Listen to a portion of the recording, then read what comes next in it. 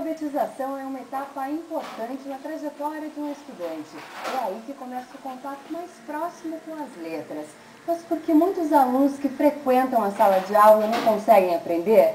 Algumas práticas de ensino foram pesquisadas pela pedagoga e mestre em educação pela Universidade Federal do Paraná, Viviane Barbosa, nossa convidada de hoje do programa Em Tese.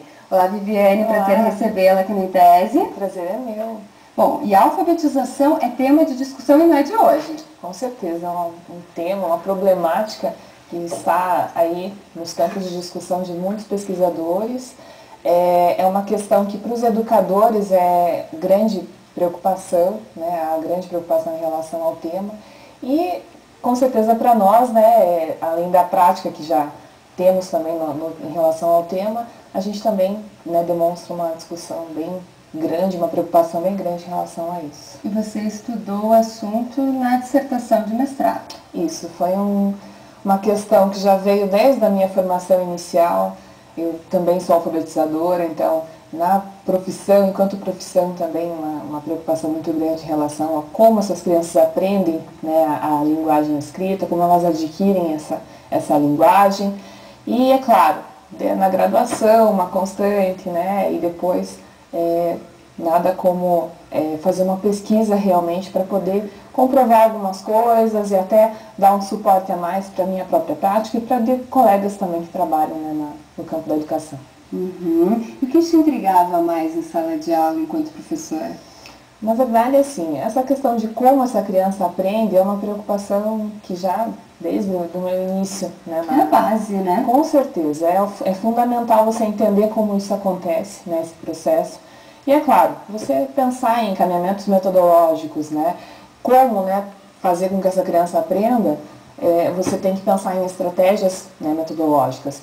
Então, a partir disso, é claro, você vai só pensar, não dá conta. Então, você tem que buscar dados. Na pesquisa, você acaba buscando esses dados para fundamentar suas ideias, seus pressupostos anteriores, né, e para dar um subsídio a mais, de repente, até para a prática do professor alfabetizador, é o que a gente pensou no trabalho. Né? Porque muitas crianças frequentam a sala de aula, mas não aprendem. Por que isso acontece? Bom, aí a gente vai para algumas questões, né? Entender o porquê essa criança não aprende, a gente passa por algumas questões em relação ao que dizem respeito à prática, né, do professor. Às vezes essa prática não está conseguindo focar as necessidades dessa criança. Em algumas situações a criança tem alguns distúrbios de aprendizagem, a gente não pode negar isso também, né? Não é querer indicar a culpa de alguém, né?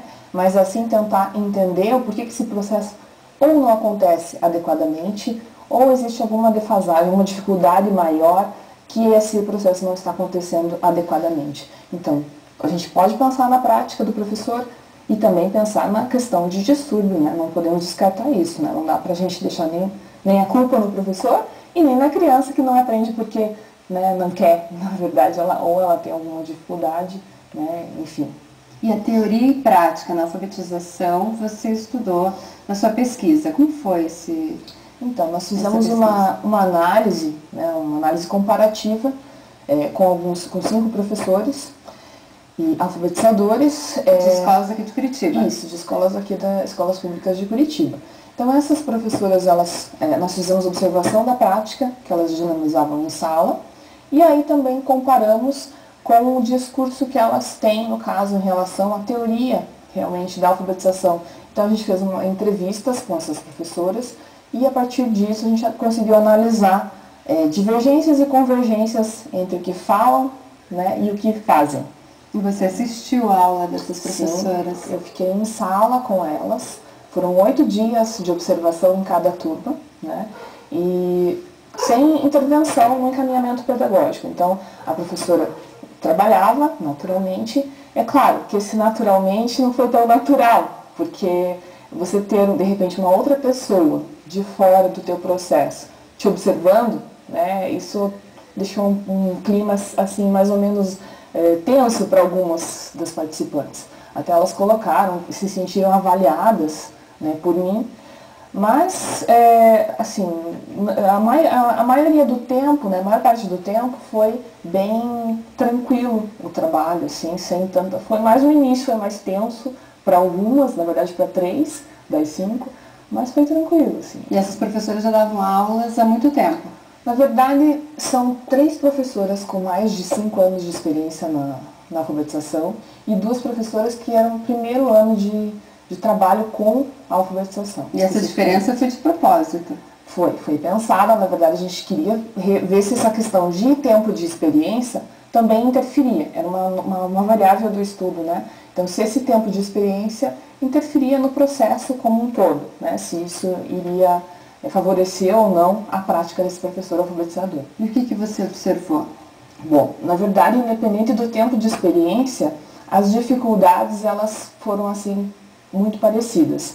E as divergências que apareceram entre discurso e prática foram constantes tanto para as que tinham mais tempo de experiência quanto para as que tinham menos. Então elas falavam, mas chegava na sala... Em alguns momentos a prática era diferente do que elas acreditavam estar fazendo. Quais os exemplos que você pode citar? Bom, por exemplo, em relação à formação de leitores, né? Elas colocam muito a questão de formar leitores proficientes, dinamizar uma prática de leitura prazer.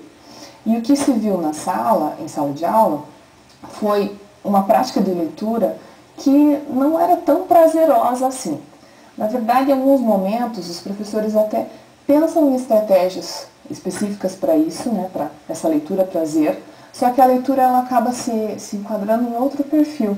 Por exemplo, teve uma situação que os professores colocavam a leitura enquanto prêmio. Né? Essa fala é até minha, porque a criança que terminava a atividade, ela recebia um livro para ler. Aí eu fiquei pensando, poxa, mas aquela criança que nunca termina a atividade, ela nunca vai ganhar então um livro, quer dizer, para ela não vai ser prazeroso, porque muito pelo contrário, né? Ela, ao invés de ela gostar de ler, ela vai ficar pensando, nossa, eu nunca consigo. E aquela criança que não termina é aquela que tem dificuldade de aprendizagem, ou aquela que tem dificuldade de comportamento, mesmo agitadinha dentro da turma. Então, essas crianças acabavam não participando dessa prática de leitura. Ou então a leitura para o finalzinho da aula. Acabou, faltam 5, 10 minutos para bater o sinal, vamos distribuir os livros. As crianças não participavam da escolha dos livros, elas recebiam, né, apenas os livros indicados pelos professores. E assim, esse é apenas um exemplo, né, na verdade, assim, de prática de leitura enquanto dinâmica de sala de aula. Porque são práticas delicadas, né, essa questão do ensino, da escrita e da leitura. Com certeza, super delicadas. Na verdade, se a gente não repensar essas práticas, na verdade, não substituir estratégias, mas repensar essas estratégias. Porque o momento de leitura, a gente tem que, na verdade, democratizar essa leitura. Então, em relação a essa prática que eu coloquei agora, ao invés de, professor, esperar que quem termine receba o livro, repensar isso, vamos retomar essa questão. Todos vão ler. Vamos ter acesso às bibliotecas. As escolas públicas elas têm bibliotecas, em sua maioria, dentro da própria escola. Então a criança deve ter esse contato com o material mesmo em si, com o livro. É super importante, desde pequenos, né? Então, infelizmente, as crianças nem todas têm referências de leitura dentro de casa. Quando chegam na escola, se o professor não for a referência de leitura, né, não só no sentido de propiciar esse momento de leitura para a criança, mas ler para a criança, ler com as crianças, isso é bem importante para que essa criança realmente seja um leitor, né? E é claro, dinâmica de construção de leitura, ela não vai ser só a partir de treino ou só a partir de momentos assim de leitura livre, né? Mas é claro, tem que ter uma sistematização anterior também, que daí a gente se remete ao processo inicial de alfabetização, que diz respeito à questão de decodificação, a questão da compreensão, que são fundamentais para esse processo de aquisição da linguagem. E quais os outros métodos?